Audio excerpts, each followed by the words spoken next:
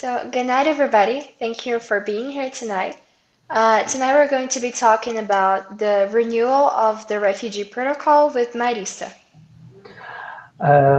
شب بخیر، عصر بخیر میگم خدمتتون و تشکر میکنم که تشریف آوردین. امروز شب میخوایم در مورد تمدید مدارک اقامتی، مهاجرتی، پناهندگی با خانم ماریسا صحبت بکنیم. Marisa is currently a fourth semester student at the Federal Institute of Brasilia in Public Management. خانم ماریسا دانشجوی ترم چهارم مدیریت عمومی در دانشگاه فدرال برزیلیا هستند. She works at CONARE, which is the National Committee for Refugees, and has experience in analyzing refugee applications. ایشون در کناره کار میکنن که یک کمیته ملی برای پناهنده ها هستش و تجربه پردازش و کار با پرونده های پناهندگان رو دارن. She has also assisted in other types of procedures, such as assisting asylum seekers and helping eligibility officers with interviews. ایشون همچنین تجربه کار با سیستم در پناهجو و پناهنده و ارزیابی در مصاحبه های پناهندگی که صورت میگیره تجربه این کار رو هم دارن. We are very glad to have you with us tonight, Marisa. Thank you very much. خب خیلی خوشحال هستیم که امشب با شما هستیم و تشکر فراوان میکنم از خانم ماریسا. A palavra é com você. Muito obrigada, Flávia. Boa noite para todos vocês. Muito obrigada pela presença. E hoje eu vou apresentar um pouco sobre o processo da renovação do seu protocolo de refúgio. Thank you. Good night, everybody. Today I'm going to present a little bit about the renewal of the refugee protocol. عصر خیر میگم خدمت همگی و خوشحال هستیم که در خدمتتونیم در ارتباط با ارائه نحوه تمدید پروتکل پناهندگی. Então, o seu protocolo de refúgio, ele é muito importante para que você consiga ficar regular aqui no Brasil. E ele é o seu documento de identificação da sua solicitação de refúgio. So your refugee protocol is a very important document. This document is going to prove that you are in a regular situation in Brazil. And this is the ID documentation for your refugee request, your refugee solicitation. پروتکل پناهندگی مدرک بسیار مهمی هستش در برزیل، چرا که نشان دهنده اقامت در مجاز شما در برزیل هستش و به عنوان مدرک هویتی شما همچنین محسوب میشه. Com esse seu protocolo de refúgio, você tem acesso a vários serviços públicos aqui no Brasil, como hospital, a educação também, e você fica habilitado a trabalhar formalmente aqui no Brasil. Ou seja, esse protocolo de refúgio é muito importante para a sua permanência aqui no Brasil e para que sua solicitação e o seu processo fique regular. So with this document, you can access public services such as education, you can access health, so the public hospitals, and you can also work regularly in Brazil. So this document is very important to make sure that you have access to all of these services in the country. هم با این سند شما می توانید خدمات عمومی مانند تحصیلات، سیستم سلامت و مانند بیمارستان‌های عمومی و همچنین اجازه کار در برزیل رو خواهید داشت. بنابراین این مدرک بسیار با اهمیتی هستش و به شما اجازه میده که این نوع از خدمات رو در این کشور داشته باشید. Esse documento que vocês têm, vocês fazem ele na Polícia Federal, certo? E ele precisa ser renovado anualmente até o seu processo de refúgio ser reconhecido pelo CONARE. So this document is issued at the Federal Police and it has to be renewed annually until your condition is recognized by CONARE. این سند توسط پلیس فدرال صادر شده و به صورت سالانه توسط پلیس فدرال هم تمدید میشه و در اصل تا زمانی که در مورد پرونده پناهندگی شما توسط کنار تصمیم گیری بشه این کار باید ادامه دار بشه. Uma coisa que os solicitantes de refúgio têm muita dúvida é: eu tenho o meu protocolo de solicitação de refúgio, eu já fiz ele, eu tenho que ficar sempre renovando, eu tenho que ficar várias vezes renovando ele? E sim, você precisa anualmente renovar ele. So one question that a lot of applicants have is if you have the protocol, if you've already done it, if you need to be renewing it annually. And yes, this is necessary. یک سوالی که خیلی از متقاضیان میپرسن این هستش که پروتکلی که داریم رو باید آیا به صورت سالانه تمدید بکنیم؟ بله، باید به صورت سالانه انجام بشه و ضروری هم هستش.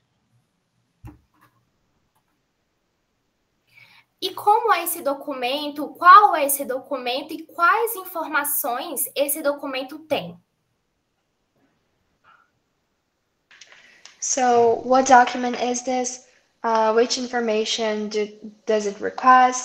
And what do I need to know about it? خب این سند چی هستش؟ چه اطلاعاتی داره؟ چه اطلاعاتی رو طلب میکنه؟ و باید ما چی در مورد این سند بدونیم؟ Então, esse aqui é o seu documento, que você tem ele ao fazer a sua solicitação de refúgio. Nós temos aqui nessa... Flávia, você prefere que eu vá falando e você faça a tradução, né? Porque aí eu vou explicar cada pedacinho. Sim, por favor. Tá, então eu vou parar aqui. Okay, so this is your document. این سندی هستش که شما داریم. Aqui vai ter o seu nome, o nome do solicitante de refúgio. So here in this first part, you're going to have the name of the person that is requesting refuge. در این قسمت بالا اطلاعات کسانی که پناهنده میخوان بشن قرار میگیره. Nesse espaço aqui é onde está a regulamentação, ou seja, a lei do refúgio, que é a lei 9.474 de 1977. In the second part, you're going to have the law that is going to regulate over refuge situations. و در این قسمت قانونی که در اصل اجازه اقامت شما رو از طریق پناهجویی مجاز می‌داره اونجا اعلام شده. اون اسم و شماره اون قانون هستش. Aqui vai estar a data de validade do seu protocolo de refúgio. In this part, you'll see the expiration date of your refugee protocol. و در اینجا تاریخ اعتبار پروتکل پناهندگی رو می‌بینید. Aqui vai estar a data do seu nascimento. Here you'll see the date of birth of the applicant. اینجا تاریخ تولد متقاضی می‌بینید. Aqui vai estar o país de nascimento ou a sua nacionalidade também. Here you're going to see the country of birth or the nationality of the applicant. و در این قسمت کشوری که اون متقاضی درش متولد شده یا ملیتش اینجا ذکر میشه. E nesses dois espaços vão estar o nome da sua mãe e o do seu pai. And in these two slots, you're going to see the name of the mother and the father of the applicant. و در این دو قسمت نام پدر و مادر متقاضی یادداشت شده. E essa é a visão geral do seu protocolo de refúgio, do seu documento de refúgio. And this is the overview of your refugee protocol, of your document of refuge. و این در اصل یک مروری بود بر این برگه پناهجویی.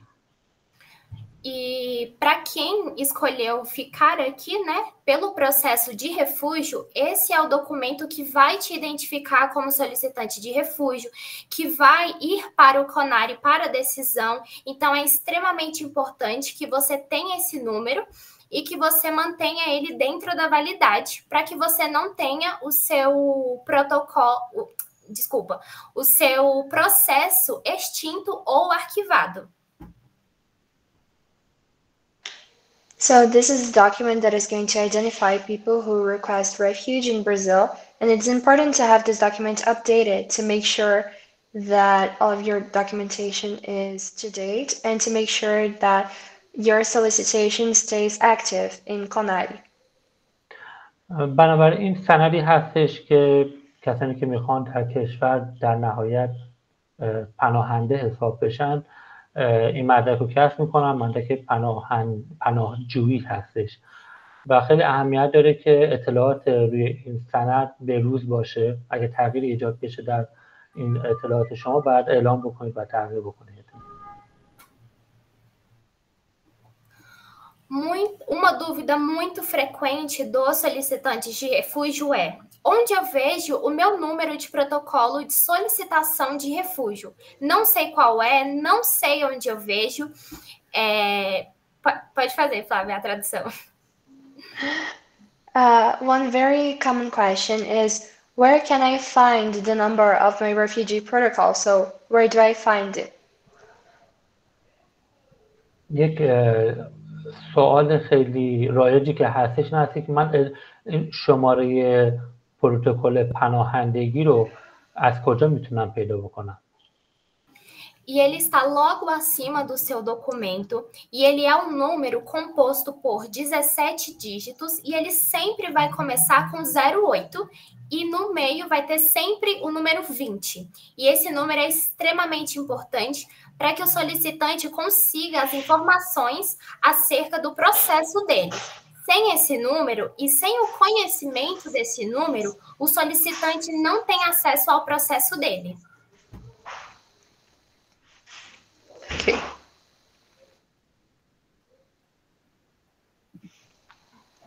So you can find this number on the top part of the page of the protocol. This is a number that is going to be made up of 17 digits, and it's going to start with 08, and then in the middle of it, you're going to see the number 20. And this number is very important because it's going to be the number to refer to when you want to find your information, the information that you have about this process. این شماره پروتکل در قسمت بالایی اون سند میتونید شما رعایت بکنید که از 17 عدد تشکیل شده و با 08 شروع میشه و در میانه اون اعداد 20 رو هم داریم. احتمالا منظورش به سال هستش و خیلی اهمیت داره که این شماره رو داشته باشید تا بتونید پیگیری بکنید از وضعیت پناهندگی خود. Agora, nós vamos para a parte mais importante desse documento, que é a data de validade.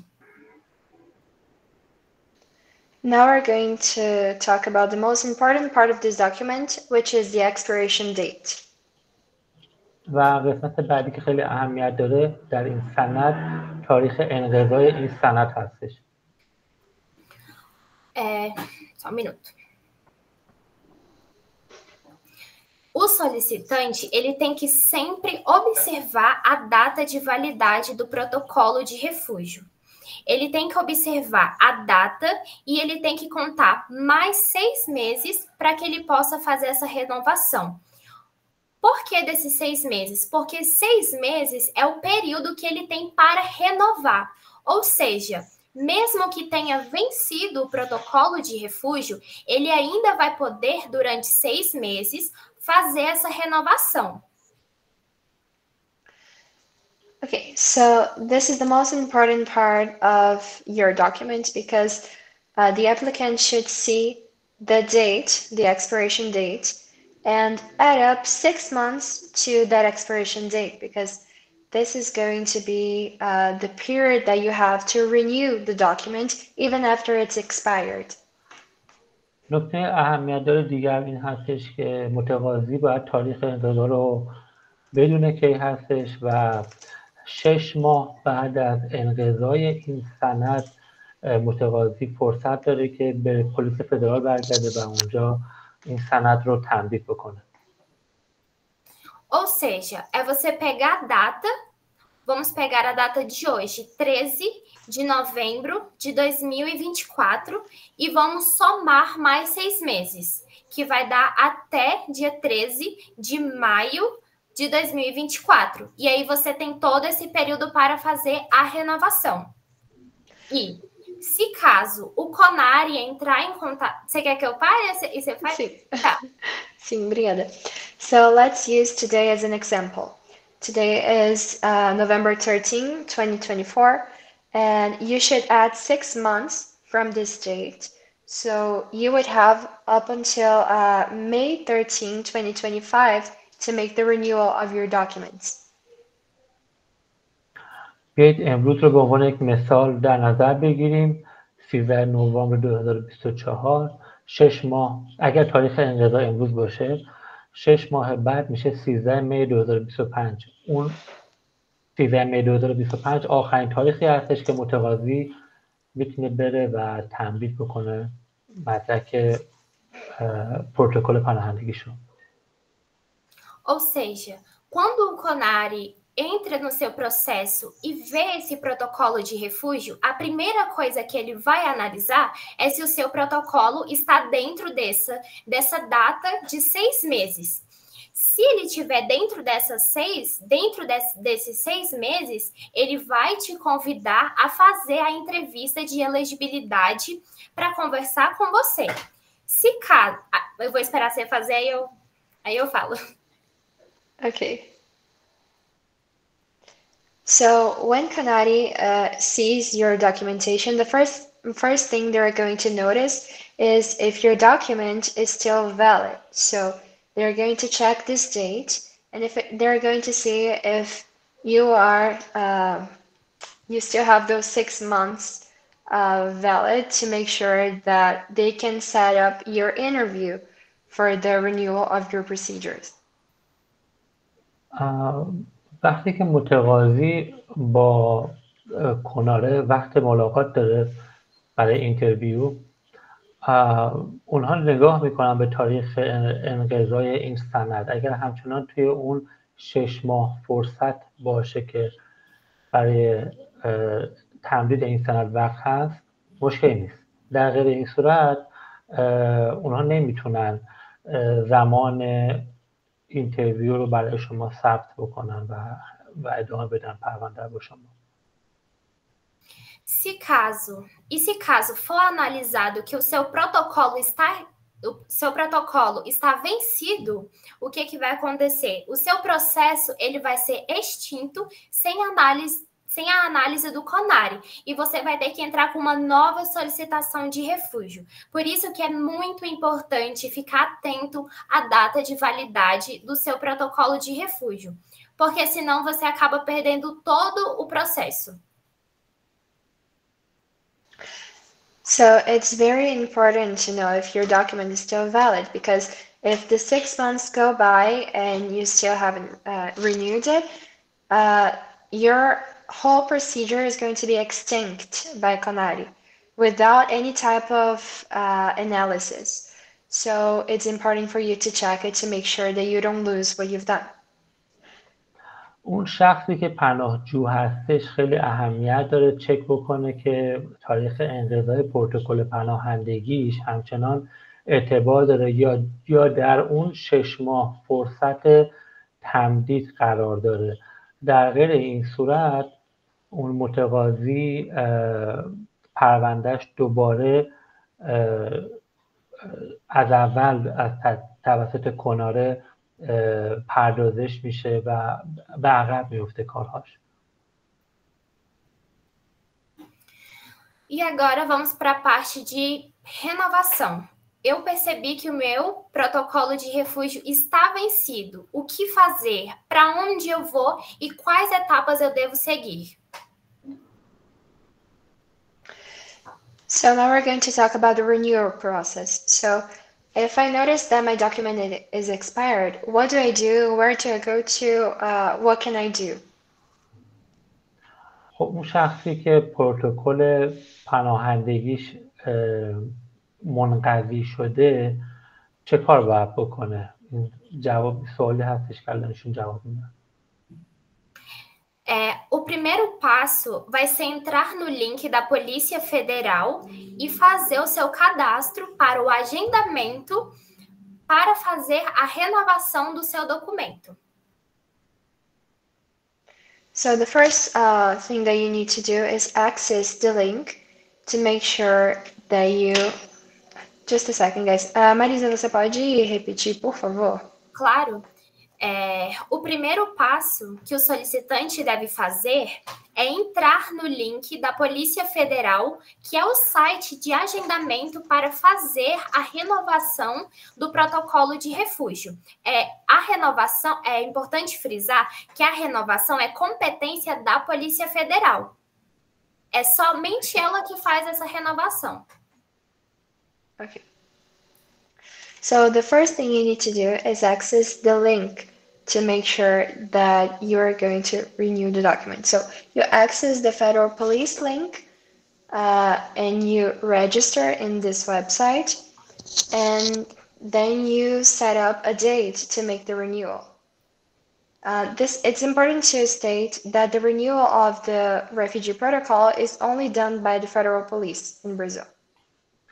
خب اهمیت داره که بدونید کار تمدید پروتکل پناهندگی توسط پلیس فدرال انجام میشه در برزیل و اون عزیزانی که پروتکل پناهجوییشون تاریخ انقضاش گذشته و اون 6 ماه هم گذشته نیاز دارن که وارد اون لینکی بشن که رو تصویر بود و توسط در پلیس فدرال یک زمانی رو برای ملاقات با پلیس فدرال که نزدیک به محل زندگیشون هم باشه ست بکنن، تنظیم بکنن.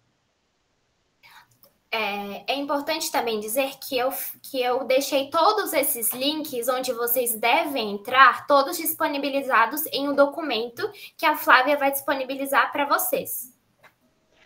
It's also important to state that all of the documents, all of the links, that she's talking about are available in a document that she sent me and that I'm going to send to you after the lecture, so you can have access to all of it. میخوان بگن که تمامی این مدارک و اطلاعاتی که خدمتتون به اشاره دارن میذارن و خواهند گذاشت رو خانم فلاویت در گروه برای شما ارسال خواهند کرد. Ao clicar no link, vocês vão ir diretamente para essa página, que é o sistema de agendamento da Polícia Federal. Ela tem exatamente essa imagem que eu estou mostrando. So upon accessing the website, you're going to open up this page, which is the booking page of the appointment on the federal police. بعد از اینکه روی اون لینک کلیک کردین وارد این صفحه میشین که در صفحه رزرو یک زمانی هستش که با پلیس فدرال شما اون زمان رو رزرو خواهید کرد. Aqui vocês vão colocar todas as informações, como nome, nome da mãe, nome do pai, gênero, data de nascimento e nacionalidade e assim por diante. So in this page, you're going to fill it out with all of your information. So your name, your gender, the name of your mother, and other type of important information. توی این صفحه اطلاعات مهمی که هستش رو شما باید وارد بکنید. نام خانوادگی، نام پدر مادر، جنسیت و همه اون اطلاعاتی که اونجا هست رو باید وارد بکنید. Aqui também pede o seu e-mail e o seu telefone. Uma coisa muito importante para qualquer tipo de processo que vocês vão fazer, não só no refúgio, é sempre colocar um e-mail válido e atual que vocês consigam entrar, consigam ver as informações desse e-mail, para que não cheguem as informações lá e vocês não tenham acesso. Então, é extremamente importante que esse e-mail seja atualizado. So here you're going to add your email and your cell phone number. And it's very important to add an email account that is valid and that is your current email account. You need to make sure that you have access to it and that you are receiving new emails, and so you'll be able to see what the government has sent you. مورد با اهمیتی که توی این صفحه هستش آدرس ایمیل و شماره تماس شما هستش، چرا که مکاتباتی باشه که لازم باشه از طریق ایمیل یا تماس تلفنی با شما صورت خواهد گرفت. Depois que você fizer esse cadastro, você vai ir para uma página onde vai ter o seu número de solicitação do seu agendamento. É esse número que vai ser o seu controle que você realmente fez essa solicitação de agendamento. E também vai ser enviado esse comprovante para o seu e-mail. Por isso que é importante ter esse e-mail atualizado. So after this, it's going to open up a new page where you'll be able to see the receipt, the number that is going to prove that you have set up your appointment, and this number is going to be, just let me check it. Esse número você apresenta na Polícia Federal, né? Isso, é o que eu ia falar depois, mas você pode já falar que esse número eles podem, já vai ter lá, mas que é interessante eles anotarem também. Okay. So this number is going to be your receipt. It's important that you write it down or save it somewhere, and you're going to present this number when you go to the federal police. بعد از اینکه تاریخ مورد نظرتون رو ثبت کردین، این برگه ظاهر میشه که این برگه رسید شما هستش. شما این برگه رو باید یادداشت بکنید، اون کد رهگیریش رو یا پرینت بگیرید، روزی که پلیس فدرال تشریف کنید همراه خودتون داشته باشید. Após ter feito esse cadastro, vocês vão clicar em agendar atendimento. So after you finish all of this register, you're going to click on agendar atendimento, which is going to be to book the date. بعد از اون روی گزینه اجندار اتندمنت کلیک میکنید که تاریخ رو بعد ثبت بکنید. Depois de ter realizado esse cadastro, finalmente vocês vão ir para escolher a data disponível e o horário. Muito importante também escolher o seu estado, onde que você mora, a sua cidade e a unidade de atendimento da Polícia Federal.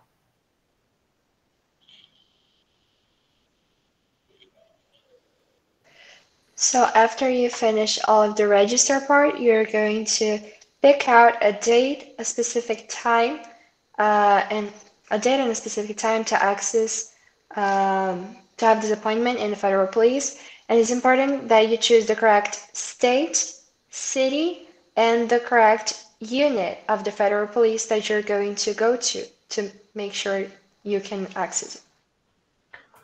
و بعد از توی این مرحله تاریخ مورد نظرتون انتخاب میکنید و مورد مهم این هستش که ایالت، شهر و اون پلیس فدرالی که در ناحیه خودتون هست رو انتخاب بکنید، نه جای دیگه.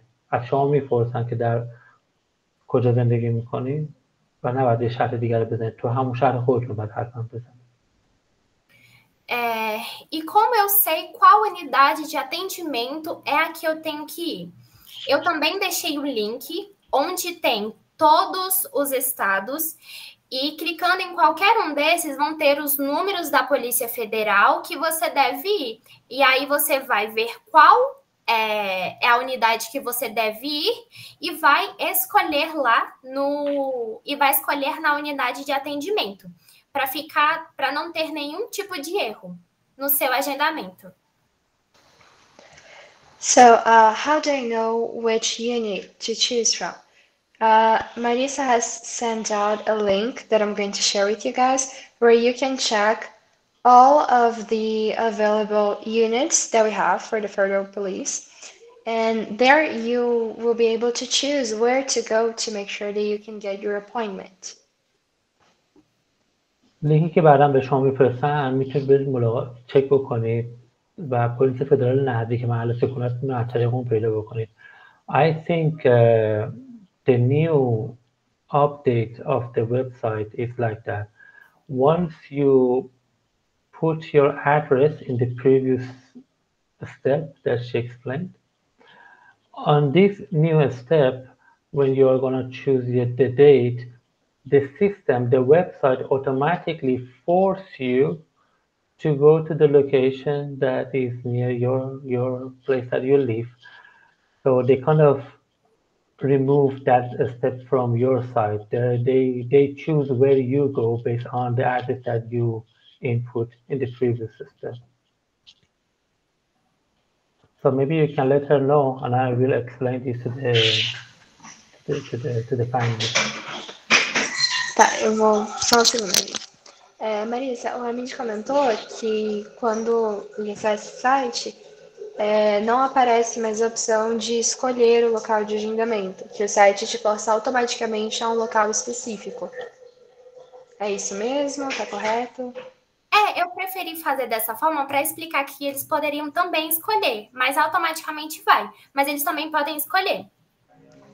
Entendi. So, Hamid, the site goes automatically, but you can also choose the place where you're going to have your appointment. So, she chose to explain it that way, but you can do it both ways. Okay.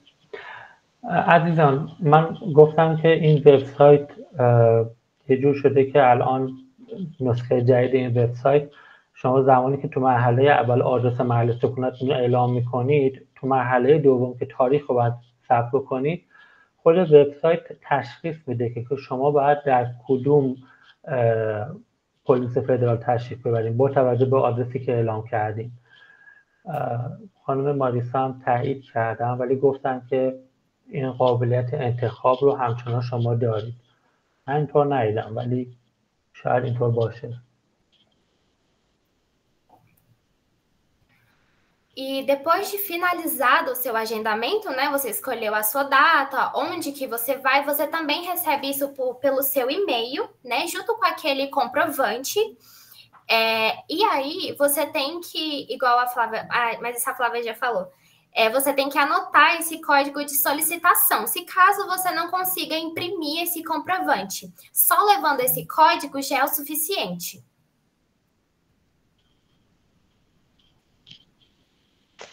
So after you book your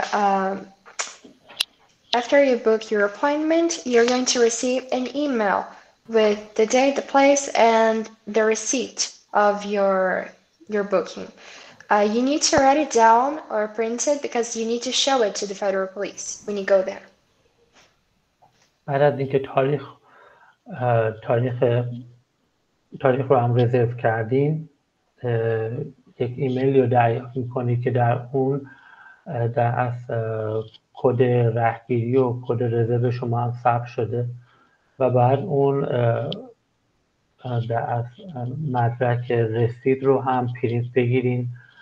اگر نمیتونید کد رهگیریش رو همراه خودتون داشته باشید در روزی که میرید پلیس فدرال. Depois que você fizer isso, você no dia e no horário você vai para a Polícia Federal, e eu sempre recomendo ir com muita antecedência para não ter nenhum problema e nenhuma intercorrência. E ao chegar lá, você tem que estar munido de todos os seus documentos, passaporte, certidão, tudo que você tiver, você tem que levar lá na Polícia Federal, inclusive, claro, o seu protocolo de refúgio.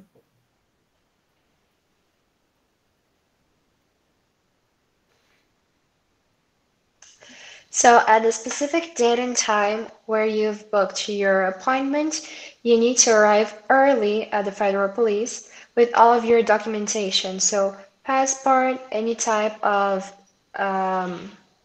declaration, and specifically your refugee protocol to make sure everything goes right. در اون تاریخی که تشریف میبرید پلیس فدرال، مدرک مورد نیاز رو همراه خودتون میبرید، مانند پاسپورتتون، پروتکل پناهجویی که اعتبارش حالا یا گذشته باشه یا نه، و هر گونه اعلامیه دیگری که اونجا ثبت شده باشه که بعد همراه خودتون ببرید، سند دیگری که ثبت شده باشه بعد همراه خودتون ببرید داشته باشیم. برای تمدید پروتکل فکر کنم تنها پروتکل کفایت میکنه. E após todo esse processo, você fica agendado e lá eles vão te fazer toda essa renovação dos seus documentos. E basicamente é isso. So after all of this procedure, they are going to renew your document, and that's the whole procedure. بعد از اینکه همه کار رو انجام دادین، اونها پردازش میکنن درخواست شما و سند پناهجویی رو تمدید میکنن. اون پروتکل پناهجویی برای 1 سال بعد تمدید میکنن. So before we open up to questions, desculpa, Marisa, você prefere que eu fale inglês? Posso falar em português só para... Você que prefere, pode falar inglês, eu entendo. Pode falar. Beleza. So before we open up to questions, I'd just like to thank Marisa for the lecture and for explaining this whole procedure. This is going to be very interesting for us and for all of the people that are going to access this video afterwards in our YouTube channel. So this is very important information. Thank you very, very much. And now I'd like to know if anyone has any questions. تشکر میکنم خانم ماریسا بابت این اطلاعات مفیدی که دادن. مخصوصا این اطلاعات میتونه برای کسانی که بعدا در یوتیوب نگاه میکنن این ویدیو رو موثر باشه. و در این قسمت میخوایم که بدون آیا شما سوالی دارین بپرسیم الان. We already have one question in the chat. I'm going to read it, okay? Marisa. Do you want to translate it? Sorry, Hamid. No, go ahead. Ok. O Hamid perguntou, ele disse que ele chegou atrasado e perguntou se você tinha mencionado os documentos que são necessários ter antes da gente ir para a Polícia Federal. Então, qual seria a lista toda? A lista exatamente eu não tenho, eu não sei dizer. Por quê? Porque tem alguns solicitantes que têm vários documentos e outros que não, mas tem alguns que são essenciais, que não podem faltar, que são passaporte, o seu visto, certidão de nascimento também é muito interessante você levar, seu CPF, RNN, se caso você tiver, e também o seu protocolo de refúgio. Acredito que esses são os essenciais para que você possa levar lá na Polícia Federal. So the number of documents is going to vary from person to person, but you have the basic documents that you need to have in order to go to the federal police. And these are the passport, the visa, a birth certificate, the CPF if you have one, the RNM, and the refugee protocol. So you have to bring all of them to the federal police. تعداد اسنادی که باید همراه خودتون داشته باشین با توجه به هر شخصی متفاوته ولی اسناد عمومی که معمولا نیاز هست که با خودتون به پلیس فدرال ببرین شامل پاسپورت شما، ویزا، سند تولد، CPF، RNM و پروتکل پناهجویی. اینها اسنادی هستش که مامورا همراه خودشون دارن برای تمدید پروتکل پناهجویی.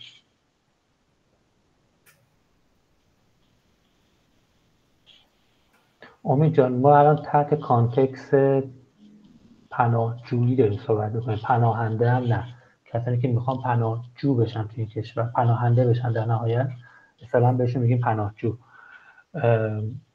خانم ماریسا در مورد در پروسه پناهجویی توی این کشور توضیح دادن که زیاد ربطی به خانواده‌های افغان نداره، چرا که این عزیزان توسط ویزای بشردوستانه وارد برزیل شدن. اما با اینها اطلاعات مفیدی بود و خواستیم که در اصل به اشتراک بگذاریم اطلاعات با شما.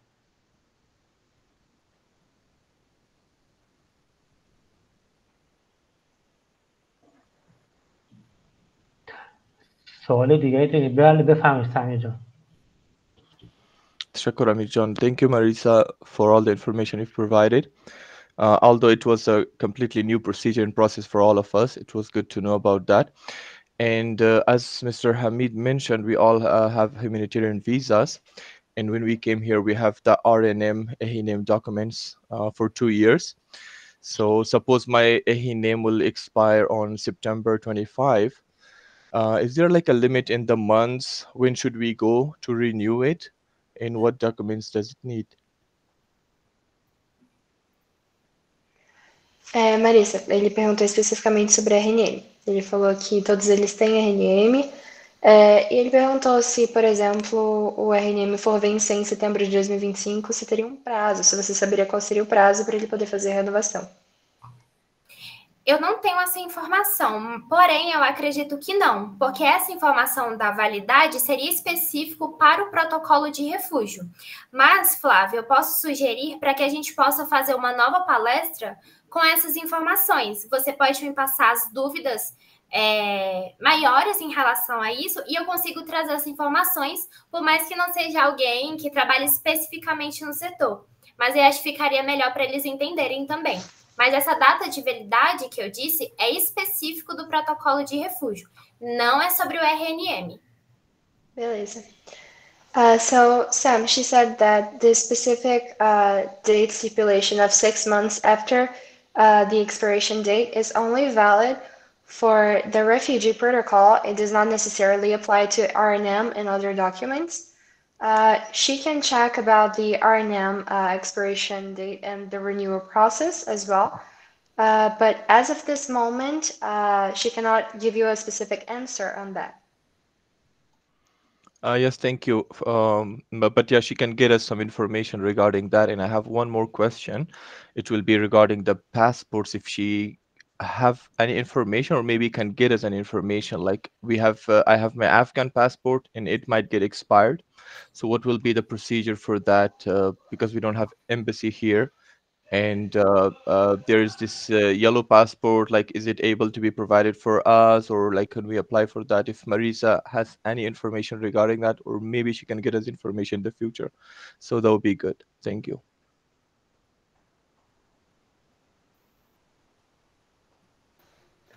Eu entendi, assim, a pergunta dele. É o que eu sugeri, a gente pode fazer uma nova palestra, aí você me traz essas informações, esses questionamentos, Flávia, que aí eu consigo trazer mais pontualmente sobre o que exatamente eles têm dúvida, e aí eu acho que fica melhor para eles também.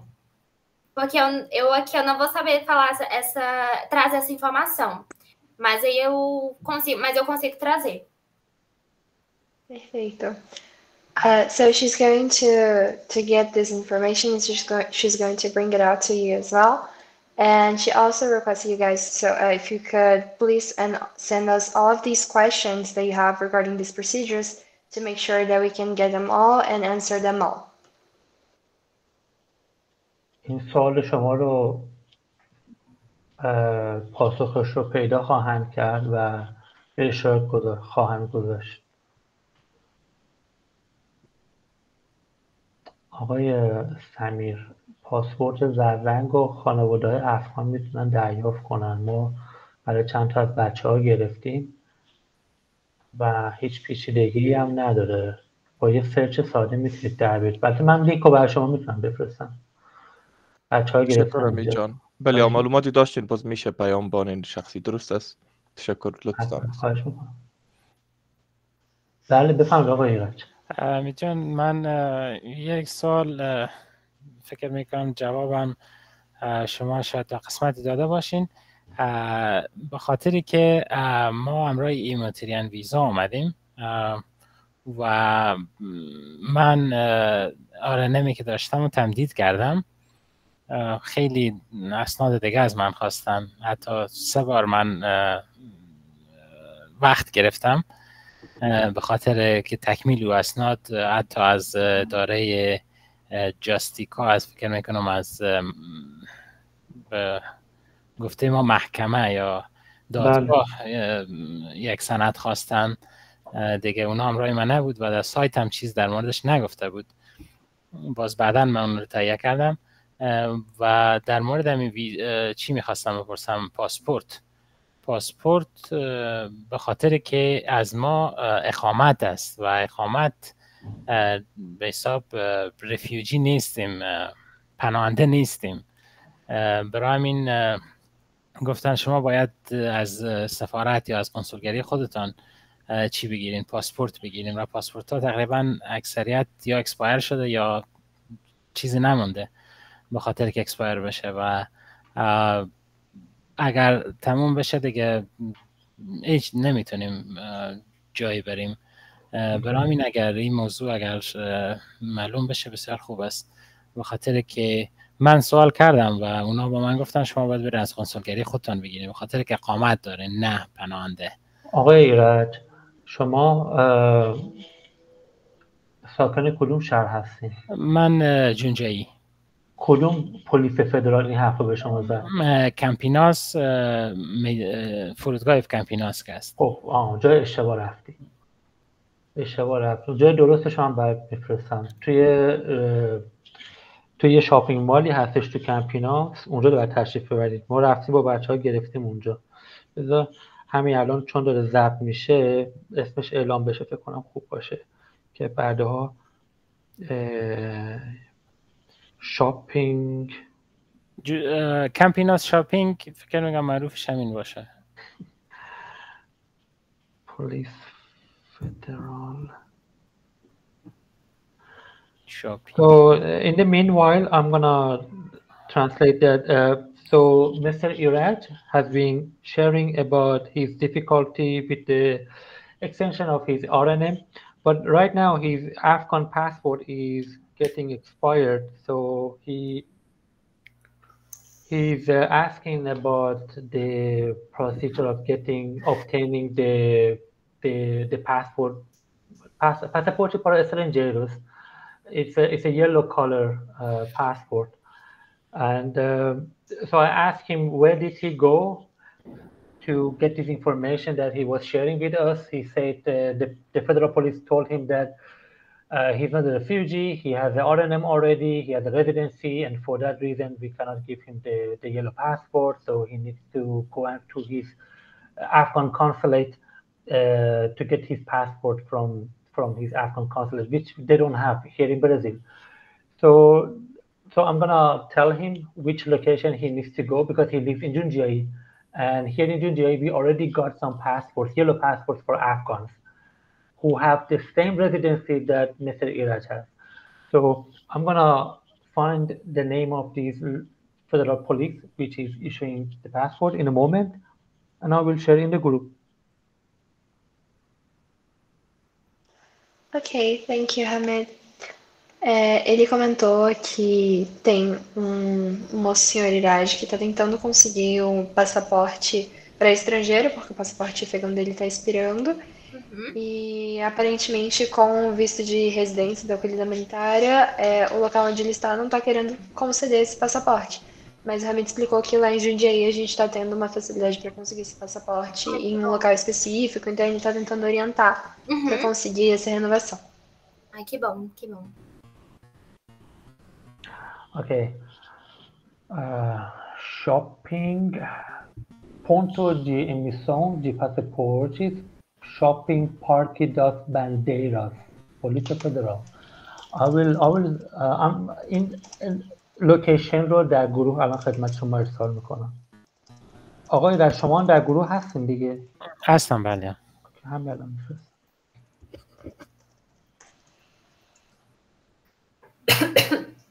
ما اینجا رفتیم. این عزیزان در پلیس فدرال در این لوکیشن ما رو 1 ساعت منتظر گذاشتن اونجا که پیگیری کردن، تماس گرفتن و در نهایت گفتن بله همینطوره، شما که اتباع افغانستان هستین در برزیل کنسولگری ندارین، سفارت ندارین، بنابراین ما به شما پاسپورت رو میدیم و ما برای یک خانواده 7-8 نفره گرفتیم، برای همه‌شون که تونستیم بگیریم.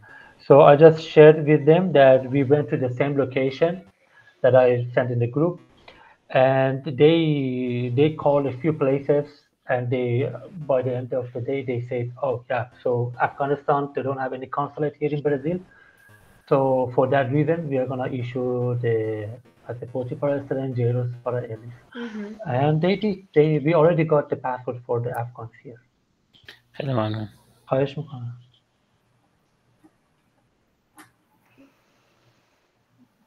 Okay. Do we have any more questions, guys? سوال دیگری داریم عزیزان.